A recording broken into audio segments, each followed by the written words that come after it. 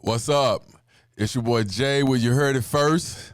Before we go any further, I'm going to introduce you to my platform, my social platform where you heard it first.co, my Instagram, YHIF Podcast, and my YouTube page is You Heard It First.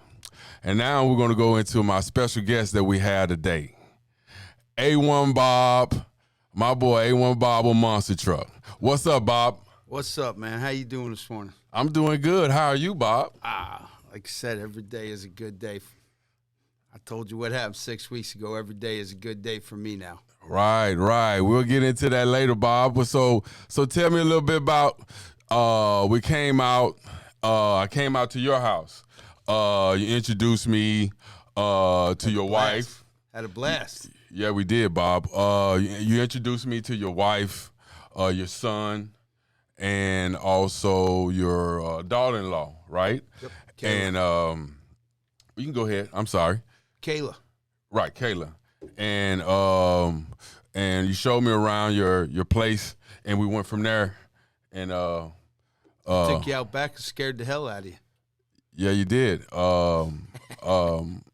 So when we went to your place, I wasn't expecting to ride in your truck, and I'm pretty sure you're well aware of that.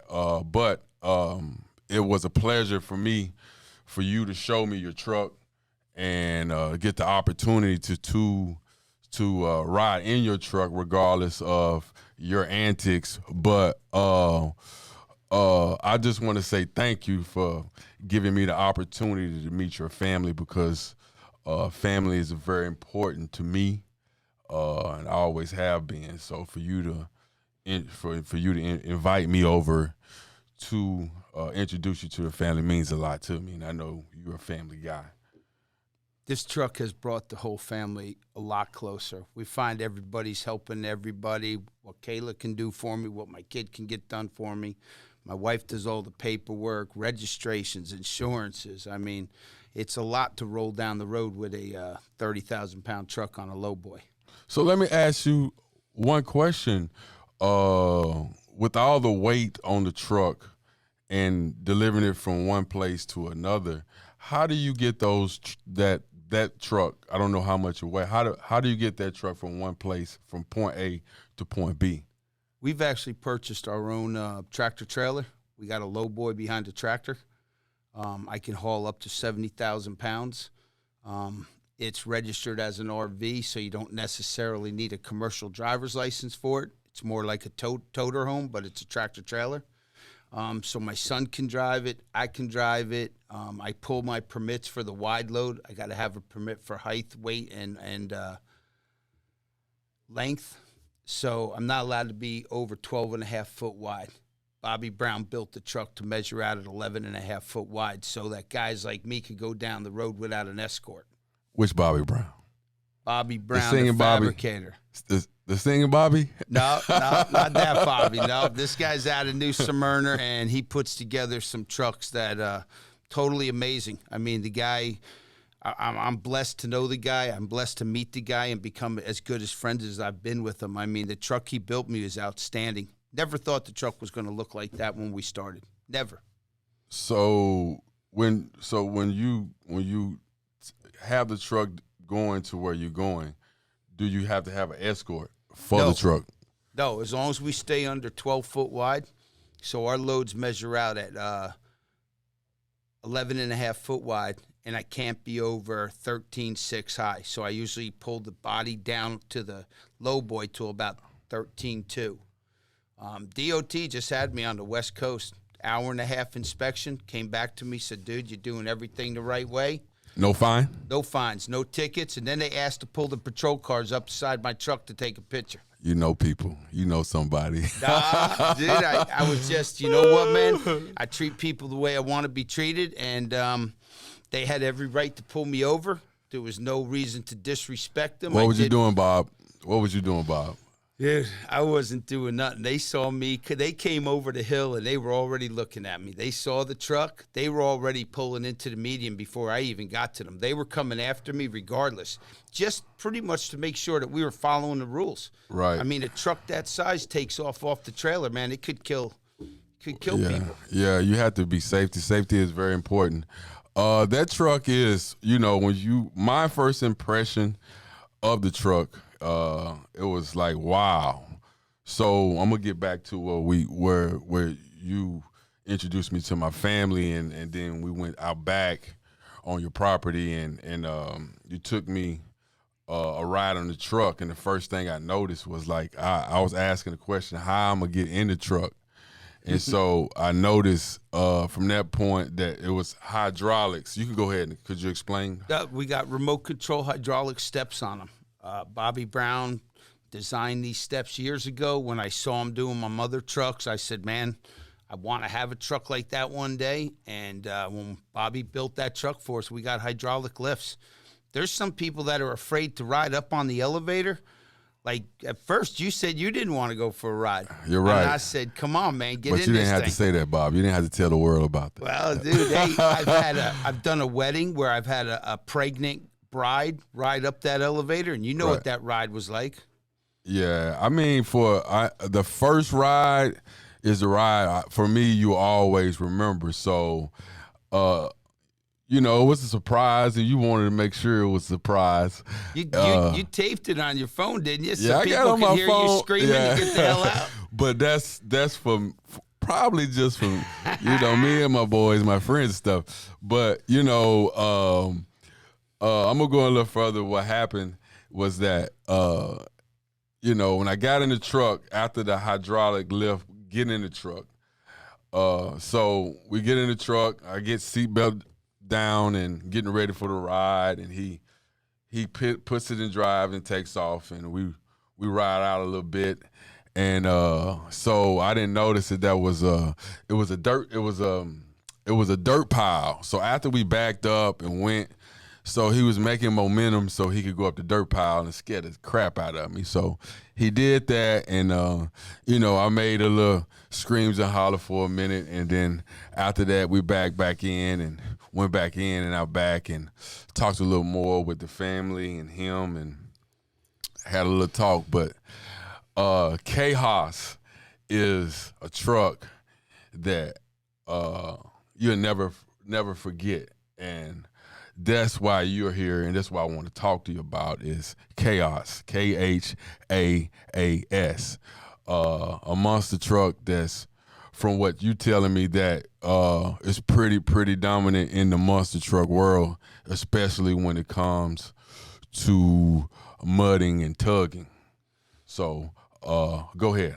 Man, we've done a lot more tugging so far. I really was saving the truck to debut it in the mud up at Iron Horse Mud Ranch, owned by Todd Larson.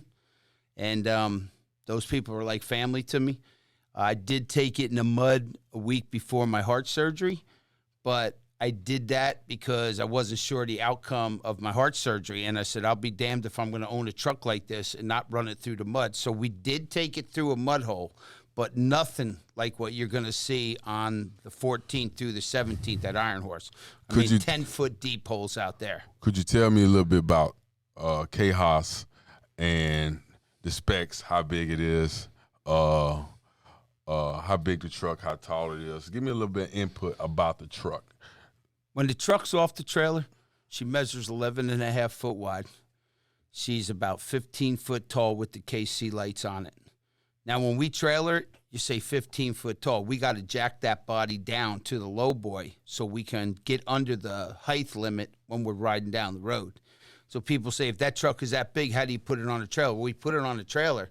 Then we actually take chain come-alongs and we pull the body down to the low boy so we can get under bridges and under street lights and stuff like that. So just because the truck is so high, we compress the shocks when we move the truck. So how tall is the truck?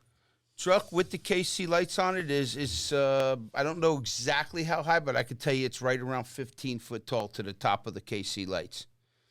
Now, they come off every time we roll down the road. those are the first things that get disassembled and put in the bed of the truck, just to keep us low.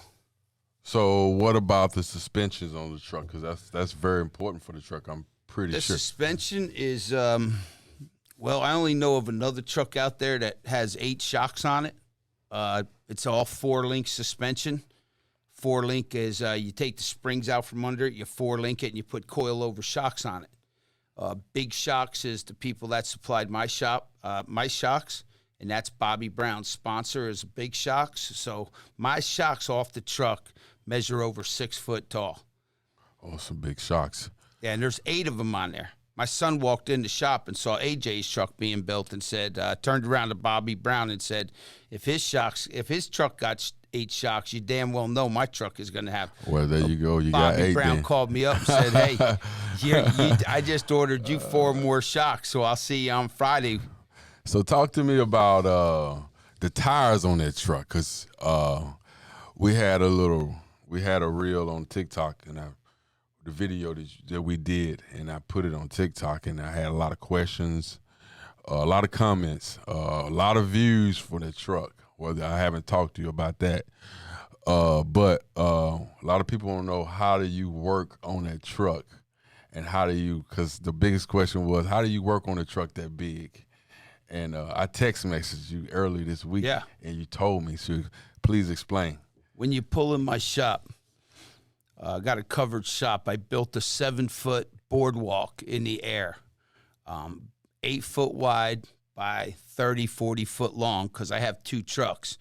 The only way to pull up, unless you have a ladder and you're going to scratch all the powder coat we got on there, we had to build the boardwalk so that when we're working on the truck at the house, we can just go up on the boardwalk, and you're right there. You can lean over and work on the motor. Now, when we're out in the field, the best thing we do is we pull up to the back of another truck, and we work out of their tailgate. You know, a truck comparable to the size of our truck. But, okay. Yeah, that's one thing I'm doing to the truck when we get back from Iron Horse is I'm putting a fire depression kit in it. Because right now it takes me so long to climb over the tire, get to the front of the hood, to open it. God forbid I ever had a fire, and I couldn't get the hood open quick enough. I mean, that truck could burn to the ground, which they do burn to the ground every now and then in a mud hole. Wow. We'll talk a little bit more about that in a minute, but I want to talk to you about your journey to getting this truck where it is today, and how much it costs your pockets. Dude, it was a long journey. I started out by buying a truck from a dear friend. Her husband had passed away, so she was going to keep the truck. He was a good friend of mine. 2 years later, I picked the truck up. I tried to drive it around town, but it was heartfelt every time I touched the steering wheel. All I could think about was this dude. So one day, my son looked at me and said, hey, there's a guy out there named Kevin Lawrence that's got a big badass Ford, orange and black truck. And my son was watching him on a tug pad, and he turned to me and said, hey, let's take Rob's truck and let's build a mega truck out of it. Now, with that said, I never in a million... Rob, for some of y'all don't know that when I did my interview with A1 Bob, he was just pretty much a stranger to me. Not really, but so Rob Dye is a friend of mine I've been knowing for years. I know his son Rob Jr. and his wife, and Rob passed away, and we didn't know that I knew Rob and he knew Rob, and so now, and we had a conversation when we met, and I met his family, and we found out we knew him. So that made things a lot easier, created a bond, and that's why we're here today. But sorry to interrupt. Could you go ahead and finish? On the truck itself, it was never intended when we started that build to turn out like it did today. I mean, Bobby Brown is an artist at what he does. The ideas that he came up with week to week, I mean, really it was between Bobby Brown, my son every Chris. every time you say Bobby Brown, man. Every time we talk to Bobby, my son Chris and me would get together at the end of the week. Bobby had a different idea. Let's do this on the truck. Let's do that on the truck. We got overlays on the link bars. We got things on the truck that we never dreamed. When we thought we were going to build a truck with 7-foot tall tires on it, we never dreamed we were going to have a truck like we have today. And that's the God's honest truth. This wasn't built for to say, look, I got the baddest truck. It turned out that way. I do have one of the baddest trucks in Florida. But there's many more builds coming up behind me. There's people that are, it's a contest to I want to be better than yours. Speaking of contests, I know you a badass out here in the monster truck world. I've heard, I watch you, I've done my research. You're pretty good at what you do. Your son is good too. I watched him ride. He's good. He can drive that truck on the tug pad. He's getting better on the tug pad than me. Yes, he can. And he really doesn't speak of it like he loves it. And that's the scary part about it. You know, he seems like he knows what he's doing, and when he does it, he just does it.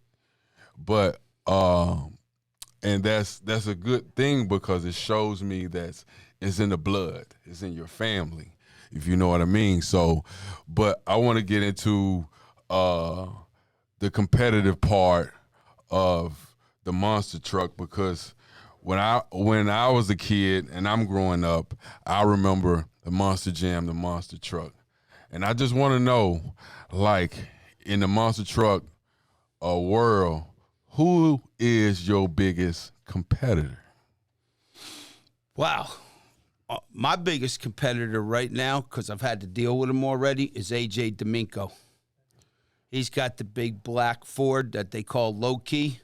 Low Key. I like that name. I've watched AJ. He's pretty good. Dude, he's pretty good. He's that long wheelbase Ford. You know what? Of course, I want to go out there and win when I go out there and win, but he pulled me backwards fair and square. I mean, I can load down with some weight. I mean, we could play the weight game, but you know what, man? I had fun losing to him. It's a family. We go out there to have fun. We're not out there to say, ha ha, I beat you, your truck sucks. That ain't what I'm out there for. Right. I'm out there to have fun. The Mud World is a family that when you meet them, they're amazing. Right. That's the beauty of it. When you got friends you've been knowing, you're racing with it, you have fun, you joke around, you play around with it. But from what I hear, that AJ is pretty good at what he does. You two had 3 races. What do you think? He won 2, or you win 1, 2 out of 3? Well, we've never really raced in the mud yet, but that's coming up at Iron Horse Mud Ranch in another week. The tug pad, he seems to always be out of town because he travels a lot. I mean, he's traveled to Rednecks with Paychecks in Texas. Last time the barn in Sanford was having their tug. Yes. So we didn't get to tug him there. We didn't get to tug him. The only time we got to tug AJ so far was at West Coast Mud Park. And where is that located? Where is that at? That's on the West Coast, over by Crystal River. We were invited there to do a country rap video, to be in the crowd with the country rap video with the truck, which that's going to drop in October sometime. But well, congrats. I took the truck out because with my heart surgery coming up, I knew there was a chance that I might never drive this truck in the mud. Correct. So we didn't want to get it dirty before Iron Horse Mud Ranch. It just worked out that way. Well, that's good. Let's talk more about skills driving. I know we talked a little bit about the competitors, but let's talk about how important it is to have skilled drivers and driving these big trucks that's worth all this money. Because you a lot of people see these kids, I mean, these guys driving these things on YouTube, and they think they could just put money in them driving. Could you explain that to some of those who think that they can just drive these trucks? Dude, I was one of them, man. When we got this truck done, I thought you got in. I took my Tahoe before this truck was done. I thought I could drive. I'm just going to go out there, hit the gas. I'm going to tug whoever I could. And if I get better traction, there's more of a game to it. There's a way to play and wait the other guy starts moving his tires. Kenny Wing Jr., he's got a badass Dodge, and he pulled my truck backwards at the barn. We pulled him backwards from a dead stop, but he also pulled us backwards. It's a lot of, I thought I knew it all. And, dude, the tug pad will teach you that you got to play the game. I want to get into something before I forget. When I came over to your house, I noticed the image that's big in the race industry. You probably don't remember, but you had a picture of Dale Earnhardt Sr. They caught my attention. And we all know in the racing world that Dale Earnhardt Sr. is the man. He's the Tom Brady of football. You know what I mean? So when we speak of skilled drivers, that's one person that I can think of, when it comes to skill. His son is pretty good too. Dude, Dale Sr. was my idol, man. I showed you my arm. I got a big number 3 on my arm. I mean, I was a diehard. It hasn't been the same since he died. Qualifying's never been the same, even though they don't do qualifying anymore. But Senior is why I moved from New Jersey. I wanted to be close to the Daytona track, and I did just that. I moved from Toms River, New Jersey, and I freaking moved in the area so I could go to that track. There was many years I went to that track with no friends because they were all like, why you go watch cars go left in a circle? And I was like, dude, I grew up at Wall Stadium in Wall Township in New Jersey. I was open wheel guy. Every weekend. Jersey boy, huh? Yeah, man. I got you. I understand. It's in you. It's in your blood. It's in your blood. Let's talk about the risk. We just got to speaking about Dale Earnhardt Sr., and we understand how he passed, unfortunately, but we're going to talk about the risk and the injury in the trucking industry. I know me and you had a conversation about an event that happened, and some guy was in the truck. I won't go into details about who and what, but I do understand how things can happen. Could you go ahead and explain from your experience of what you've seen? It's pot luck. When you got a truck, we don't have the horsepower where we're not doing wheelies, but our mud truck could tip over in the mud, and you could very well get trapped in that truck before you could get out. Dude, I'll tell you exactly who I saw. I saw AJ tip his truck completely over, put the cab completely under the mud, and there was 3 people in there. Which AJ? Domingo. Okay, you're saying the guy is pretty good. He dumped a brand new truck over. I don't know how he did it. There's many different speculations on what he did wrong, what he didn't do right. Listen, I wasn't there. Shit happens, man. I mean, they tip over. And it's not like going underwater. You can swim out of water. But mud. It's not too easy to swim out of mud. And I know three people that were in that truck, AJ and 2 others. And I'll be honest with you, man, we were all scared for their lives. Well, thank God they're still here. And, yes, sir, man. Fortunate there was someone watching over them. But I want to get into somebody that was a mentor in your life and probably got you where you are today. Was somebody that was very significant in the monster truck world, probably one of the biggest guys in the monster truck world. I've heard his name. A lot of us has heard his name. King Kong, Jeff Dane. Could you explain to us how you met and how important he is in your life? Well, back in the day, we all had to have lift kits, and we put 1740 gumbo mutters on your truck, and you thought you were all that. So I was living in a campground, Jellystone Campground off I-4, and my truck was parked next to my camper. And the next morning I woke up and there was this flipping gigantic monster truck next to my camper, and I grabbed my son and I went out there and I was like, "Whoa, this is King Kong! This is the professional monster truck." Well, he finally came out of the camper and he was like, I said to him, I said, "Well, why did you park right next to my camper?" And he said, "Dude, I'm in need of hydraulic diodes. A diode is a item that will let electricity go one way but won't let it return back the other way." Okay. And he was from out of town, And he said, dude, when I saw your Blazer all jacked up with 1740s on it. Looking good, huh? Yeah. I was young. I worked 3 jobs. And I said, come on, get in the truck. We'll go to Orlando Hydraulics. And took him down to Hydraulic World and came home, worked on his truck, hung out with him because I was like starstruck. I mean, here's this damn professional monster truck parks next to me because he thinks I can give him some help the next day. And later that afternoon, he asked me if I wanted to work for him. So I worked for Jeff on his whole tour in Florida. Jeff Dane, right? Jeff Dane. Now he lives in Killeen, Texas. Man, we had a little incident at the fairgrounds in Orlando, and anybody that's listened to this knows the incident I'm talking about. I'm not going to get into it. We had to back off some cars that were burning, and the crowd freaking went nuts. But they didn't realize that we had one of the first diesel motors on the tour that when the hay in the cars, the smoke from the hay got up into the turbo and was bogging the truck down. Well, he threw it in reverse and came off the trucks, and the crowd went freaking bananas. Well, I was running the T-shirt stand. People tried to kill us at the T-shirt stand, and we got to escort down Highway 50 to Kirkman Road. And that's where we loaded up the monster truck, and he said, I'm getting the hell out of Florida right now. Wow, and, unfortunate.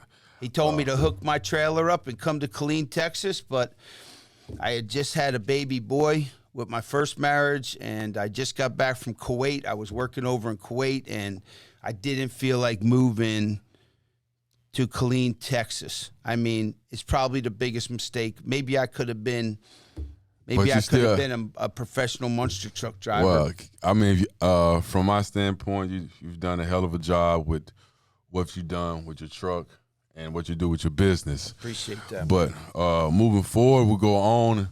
I want to talk to you something that's a little more close to you. I know it's something tragic, almost. I want to talk to you about your surgery you had and explain to me what was it like to, have a triple bypass surgery during a COVID pandemic time in the hospital, and you only have one person there with you. Could you explain it to me? I would love to tell everybody that's out there listening that I'm going to get choked up doing this, but I saw the symptoms. I was losing my energy month to month. I've been married for 35 years. I asked my wife for my doctor's phone number. She said, after 35 years, you're finally going to make your first doctor's appointment? I said, I have to. She said, well, you won't get in for a month or two. And I called him up and I said, Dr. Monette in Sanford. I said, dude, I'm dying. Because I thought I was. I didn't have the energy to go out and work on my trucks when I got home from work. And I went into his office. He got me in that day. I called my wife. I said, get to the doctor's office. Something's wrong with me. I know it's wrong. So what I'm trying to say is when you feel your body and you think something's wrong, it probably is. Thank God I followed my gut instinct. I went to Dr. Monette's office, and he listened to my heart, and he said, Bob, you're an AFib. The next day, he had me a doctor's appointment at my cardiologist, and I went up to the cardiologist. I was in his office for 10 minutes. The doc came in. He went over my blood work. I was looking at the computer. He looked at the nurse and said, is there a stretcher in the next room? And she said, yes. He said, get this man to the emergency room. So here I am 10 minutes after I get to the cardiologist. I'm on a stretcher heading to Orlando Regional on a stretcher. They're right across the street. I went in there. They admitted me. That was on a Wednesday. Thursday, I had my catheterizations to go up and see how bad the blockages were. Right. Went through my groin in 2 spots and went through my wrist in another spot. And I was paralyzed on the stretcher. And I couldn't talk, but I could see and hear. And I heard the doctor say, wrap this up. He needs immediate heart surgery. So when I came out of recovery at 2:30 that afternoon, the doc had an iPad in his hand, and he said, I needed a quadruple bypass. Wow. He said, if you hadn't saw the signs and you had your first heart attack, he said you probably wouldn't be alive today because you were that plugged up. So I signed the iPad, and they had me in the surgery room at 7 o'clock the next morning. Wow, And, that was all of a sudden. How did you feel at that point? Oh, man, if you asked me how I felt, when my anesthesiologist walked up to me, she was smoking hot. I looked right at her, and I begged her to keep me alive. I said, please, don't let me die. So what I'm trying to say is, if you guys feel your body's not right, get it checked out, because had I not did what my gut feeling told me to do, I may not be here today. That's why I said in the beginning, when he asked me how my day was, every day is a good day. When I wake up in the morning, I do thank God for another day. I'm sorry for getting upset. It's okay, Bob. We love you, Bob. We're glad to still have you here, and we're very proud to have you here. You still here to do the things you love in the monster truck world. I'm going to Iron Horse Mud Ranch, and I'm going to run the shit out of these trucks. And before we go, we're going to talk a little more about what's going on next week. Right, Todd Larson is having his mud event at the Iron Horse Mud Ranch in Perry, Florida. Could you go ahead and alliterate about? Man, all I can say about the Mud Ranch is, if you've never been to Perry, Florida, this is a mud ranch that is family orientated. Todd has gone over anybody's expectations on how much he's cleaned up the park. You can bring your kids there. We have quiet time at night. It's an enjoyable place. We have a beach that we can swim in, a lake that's spring fed. We swim in that when we get hot and muddy. I'm coming, A1, Bob. I'm telling you. I'm bringing the crew, Bob. If you guys don't have Me and the nothing crew to coming, do, Bob. We coming. We 14th coming. through the 17th, We coming. man, is gonna break loose in Perry, Florida, we bro. I love it, dude. Pleasure having you, Bob. Thank you for Please having me. subscribe to my YouTube page. You heard it first, my IG, YHIL Podcast, and my own personal website, youhearditfirst.co. We're out. God bless. Thank you very much.